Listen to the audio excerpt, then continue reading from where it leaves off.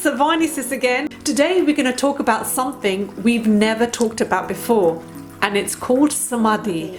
Samadhi is something we're going to go into in a little bit more detail, but Samadhi is a wonderful state to be in, and it's like going on vacation, but the thing is, it's temporary. You're back from the vacation again and you're back to a normal life.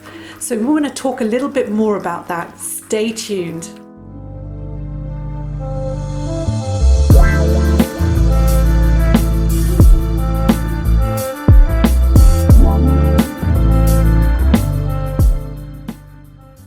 Hey everyone, so we're going to talk about Samadhi today, and Samadhi is a Hindu word, Sanskrit word. Yes. And what Samadhi is it's a very divine, ecstatic state to be in. It's joyful, it's calm, and it's actually with full awareness you choose to leave your body. So you're no longer attached to your body, you're actually free from it. And that's why you feel very liberated during this experience of Samadhi. People experience it through yoga meditation. And Samadhi is a state where you realize that your human consciousness is actually connected to the cosmic consciousness of the entire universe and multi-universes. So in other words, when you're in the state of Samadhi, you forget your body, your physical body, and you actually realize that you're much more than that, and you identify yourself in that you are connected to everything and everyone and every living being and non-living being in the entire universe. It's a very amazing experience. Profound, deep experience beyond human comprehension. Now we have a real life example to tell you who experienced Samadhi. Sadhguru. Yes, so Sadhguru has experienced Samadhi. His story is amazing of when he sat on that hill and he thought he was gone, like detached from his body for 5 or 10 minutes, but in fact hours had passed until he came out of that state. Samadhi is when your soul remembers or realizes or actually remembers that it's way more than this conditioned body. It's actually way more than that. We're extremely limited by our 5 senses. Extremely. You've all heard the saying, right, that we only use 5 to 10% of our brain, maybe even less for some of us. But imagine if you used 100% of your brain capacity. Like, we have extra sensory perception of the world and everything around us in the universe. We see more than our 5 senses. You see more than our 5 senses. So it's the same thing with Samadhi. You're connected to everything and everyone. Everything in the universe, you're connected to it. Yeah, that's it. It's a full connection. Yes. And it's the 8th final step to the path of yoga as well. Yes. So there are 2 types of Samadhi. So Samadhi feels wonderful, and a lot of people are striving to get this feeling because it's divine, it's blissful, it's joyful, Ecstatic. it's calmness, it's above everything. duality. Yeah, and it's not based on anything outside of you, and actually it shouldn't really be achieved from taking something outside of you. People take drugs and certain substances to make them feel this blissful state, but actually that's not a true state to be in. The true state is when you can experience it within yourself without having to take anything outside of you. And there are 2 types of samadhis. Now we're going to tell you the limitations of samadhi. So there's 2 types of samadhi. One is called Sabhikalpa Samadhi and the other one is called Nirvikalpa Samadhi. So Sabhikalpa Samadhi is a state where you achieve this samadhi, but however you're still attached to the ego. So true samadhi is when you don't have any ego-based thoughts or emotions. But with Sabhikalpa Samadhi, there is still some ego there. And the ego is that I have infinite power, rather than God or something higher than you that has the infinite power. So you haven't really fully surrendered. You're actually still attached to the I did this. I have the infinite power. So that's still ego-based because you're thinking it's me that's done it rather than the grace of God or something much higher than you. And many people experience this samadhi and it's wonderful, and they think this is it. I have reached this. I have experienced this enlightened experience. The problem with this is that you fall straight back into delusion.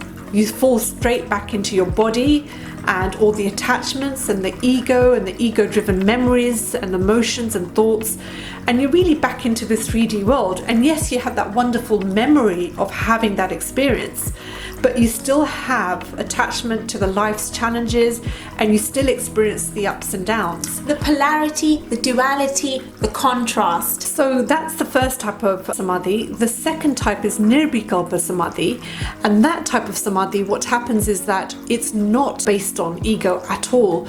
You realize that it's God, something higher than this, that's actually doing it. So there's no longer identification of I've done this, I've done that, I possess this infinite power, I have experienced this. It's something way more than that. You're not doing anything. You cannot do anything from the grace of God in higher consciousness. Now you think that's going to be it as well, but unfortunately it's not. Even though this is so much better than the first type of samadhi that we talked about, it's actually takes work. So even though you achieve this nirvikalpa samadhi, what happens is you can still fall back into delusion if you don't continue to work on your ego-based memories and attachments to the world. And so it takes continuous work. It's not just a one-off and you're there. You then have to continue to work on all those ego attachments. So even with this type of samadhi, you can fall back into delusion. So most people that experience samadhi, and unfortunately there are people that experience it lots of other ways, also having certain substances, and I'm not saying that's all bad, but I'm just saying that that's not really the true way in Hinduism that actually you get samadhi. In Hinduism it never says you take this or take that substance to get this feeling. In fact, samadhi, our bodies, we are so powerful, we are connected to this divine. This can be experienced through meditative practices. And so the problem with samadhi is you can say an out-of-body experience because you're no longer attached to the body for that moment in time. But what happens is that you fall back into delusion again. And often people say, oh, well, but I experienced this, I experienced that. But then what are you doing afterwards to continue to work on your ego? So the ego is still there. So if the ego is still there, you're still going to experience pain in life, even though you have that wonderful memory and you're blessed to have that experience. But you're still going to have the ups and downs of life and the pain and the sorrows and the joys and everything else mixed in with it. And so it's not really true liberation when you experience samadhi because you are falling back into delusion. So it's like a vacation, as we said, right? Yeah, it's like a temporary vacation.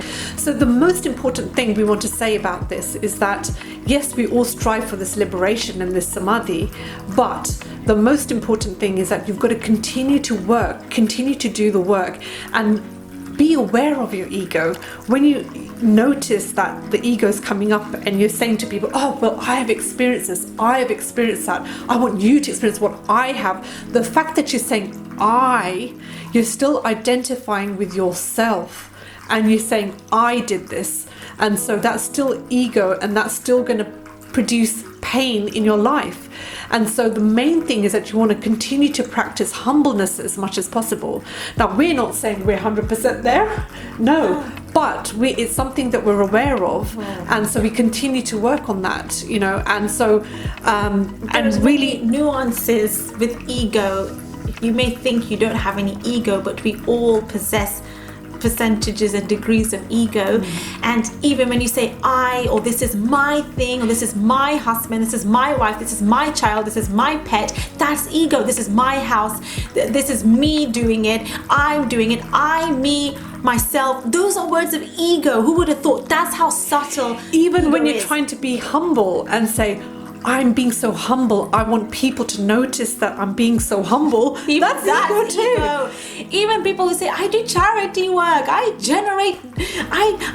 donate generously to charities. That's even ego, because you're showing off about the fact that you donate generously to charities. What are you trying to prove? What kind of validation are you seeking to receive when you say such things? So even that's ego, because there's always an underlying desire, wanting, validation, approval, someone to say, oh wow, that person's so generous, she's donating to charities. That's even ego. You think, but how can that be ego? I'm happily donating to charities. Doesn't that make me a good person?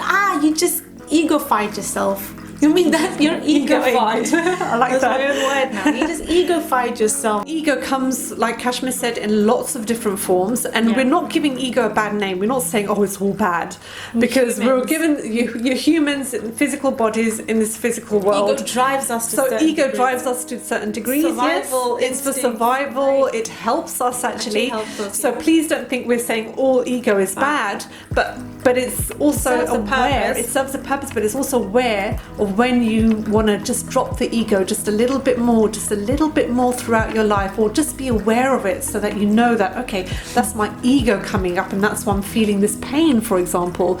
And this process will actually help you to activate Sukha more and more. Activate that inner joy. The more you drop the ego, the better it will be.